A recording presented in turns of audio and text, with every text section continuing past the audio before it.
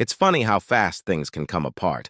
17 years of marriage, gone in less than 10 minutes.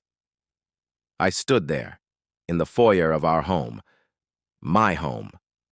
The one I'd spent years sprucing up, seeing my wife, Clarissa, laugh, like I was some kinda joke. No divorce papers needed. Just leave, she said, her voice shrill and cold, like she'd been waiting to say it for months. She barely even looked at me. Her new lover, Reed, was right there next to her, grinning like he'd just won some major prize. He kicked off his filthy shoes and dumped them right onto the sofa table, the one I'd built with my own hands years ago. The wood, scarred and scuffed from his careless feet, sent a tight knot into my chest. But I didn't say anything. What was there to say? She'd made up her mind, and I wasn't about to beg. I turned away from them and walked upstairs, to her bedroom. The place still smelled like her perfume, that floral scent she'd worn when we were dating. I took my luggage from the closet, the old black one with the damaged zipper I'd been meaning to replace. I started folding my stuff, shirts first, then pants, then socks. I took my time, making sure every crease was neat, every stack beautiful. It wasn't about stalling, it was about keeping my hands busy so I wouldn't punch something. Below, I could hear them, talking, laughing even. Reed's voice was loud, smug, like he owned the place already. Great house, I heard him say. Could use some updating, though, like he had the right to judge what I'd built. I zipped the suitcase shut and walked downstairs. Clarissa was resting against the kitchen counter now, enjoying a glass of wine, my wine, from the bottle I'd bought for our anniversary last month. She didn't even look up as I walked past. Reed was stretched out on the couch, flipping through channels on the TV like he'd lived there forever. I stopped at the front door, my hand on the latch, and took one last look around. The portraits on the wall, us at the beach, us at her cousin's wedding, gazed back at me like ghosts. 17 years of memories. And she was throwing it all away, for him. I could have yelled. I could have demanded an explanation. But what would that change? She'd already checked out. So I unlocked the door and stepped outside. The air was cold. The night, silent except for the murmur of crickets. I placed my suitcase into the back of my truck, an old pickup I'd kept running since before we got married. The engine sputtered to life. I pulled out of the driveway without glancing back. My hands held the wheel tight. My knuckles white. Clarissa thought she'd humiliated me, that she'd won some kind of victory by pushing me out like that. She had no idea who I truly was, no idea what was coming. I drove down the street, the home receding in my rearview mirror, and I felt something shift inside me. Not rage, not anymore. Something calmer, something sharper. She wanted me gone? All right, I'd leave. But this wasn't finished, not by a long shot. I pulled into a gas station a few miles away and parked under the flickering lights. My phone sat heavy in my pocket. I got it out, opened the contacts, scrolled to a number saved, only as command. My thumb hovered over it for a second. Then I sent out a brief message. Begin. Subject confirmed. Proceeding as planned. I hit send and leaned back in my seat, waiting. The reply came almost instantaneously. All teams ready. Phase 1 begins at Oro 900. I read it twice, letting the words sink in. 17 years of faking, of hiding, and now it was all about to crumble. Clarissa thought she'd seen the last of me. She thought I was just another boring guy she could toss aside.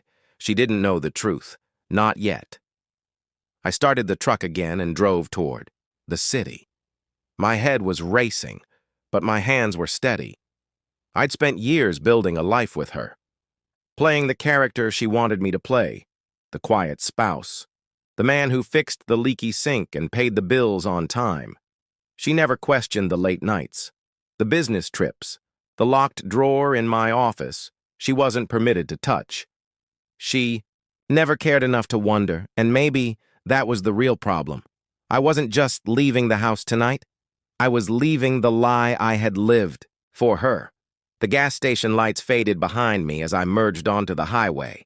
The road stretched out dark and empty. Tomorrow, everything would change. Tomorrow, she would realize what she'd truly thrown away. And me? I'd finally stop faking. Sharp. Another squad was striking Reed's office downtown, seizing laptops, freezing accounts. The proof was airtight. Bank logs, wire transfers, even a taped call where he bragged about cleaning cash. I'd developed this case brick by brick, and now it was time to knock it all down. Keller handed me a headset. "You're on comms," he said. "Eye on the feed. Call the bullets if it goes sideways." I nodded, sliding it on. My heart was steady, my hands steady.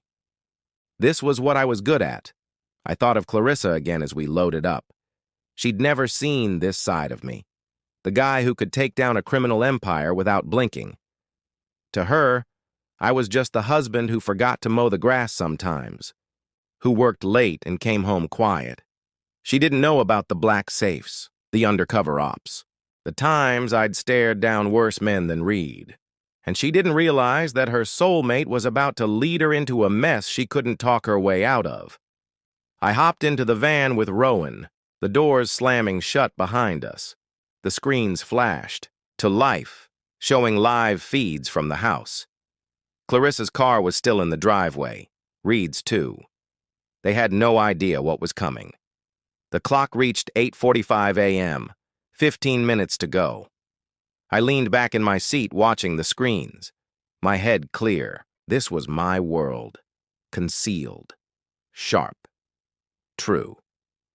Clarissa thought she'd humiliated me last night, pushing me out for her sparkling new lover, but she didn't know the secrets I'd buried, the life I'd kept from her. She didn't know that I'd been waiting for this, that Reed walking into our house was the last item I needed. The van rolled out, tires humming against the tarmac. Phase 1 was about to start, and I was ready. The van smelled like stale coffee and metal as we neared the house, the screens in front of me flashing with live feeds. It was 8:55 a.m., 5 minutes till everything kicked off. I adjusted my earpiece, the static crackling in my ear as Rowan murmured something about traffic. My eyes were focused on the monitors, two perspectives of the house I used to call home.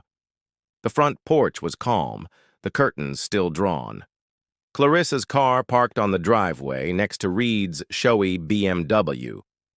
They were probably still asleep, tangled up in the sheets I paid for, thinking they'd won.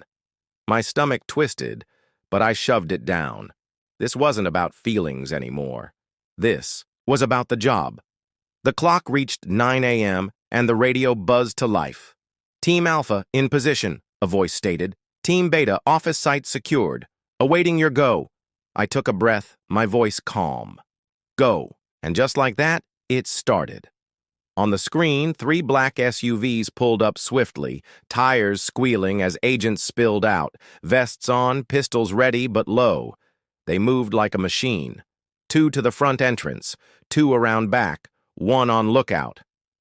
I watched as Agent Torres, a guy I'd trained with years ago, slammed on the door. "FBI, search warrant! Open up!" His voice was loud, sharp, cutting through the morning silence. For a second, nothing happened. Then the drapes moved, and I saw Clarissa's face peek out, her eyes big and tired. She opened the door a crack, still in her robe, her hair disheveled from sleep. "What's happening?" she asked, her voice trembling. Torres didn't waste time. "FBI, we have a warrant. Stand aside." He rushed past her, the team following. I saw her slip back, pulling the robe tighter. Reed came staggering down the stairs a second later, shirtless, his hair sticking up. "What the hell is this?" he cried. But the instant he saw the badges, his face turned pale. He rushed toward the rear door. Bad move. 2 agents were already there, capturing him before he made it 10 steps.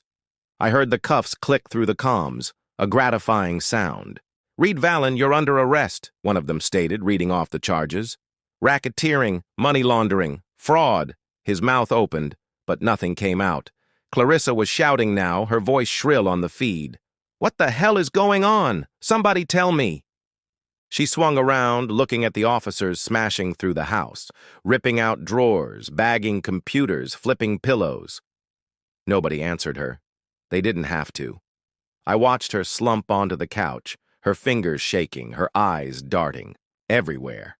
She didn't understand it yet, but she would soon. On the second screen, the workplace raid was in full swing.